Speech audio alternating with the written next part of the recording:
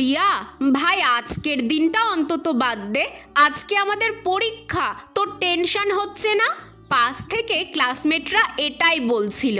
হ্যাঁ, পরীক্ষাই বটে, ওই যে ওই রুমে চলছে এক্সটার্নাল এক্সাম। কিন্তু কি আর করা যাবে, জহুরির চোখ যেমন রত্ন খুঁজে বেড়ায়, আমার চোখও তেমনি গাছ খুঁজে বেড়ায়। আজকে 60 টাকা বাঁচিয়েছি জানো।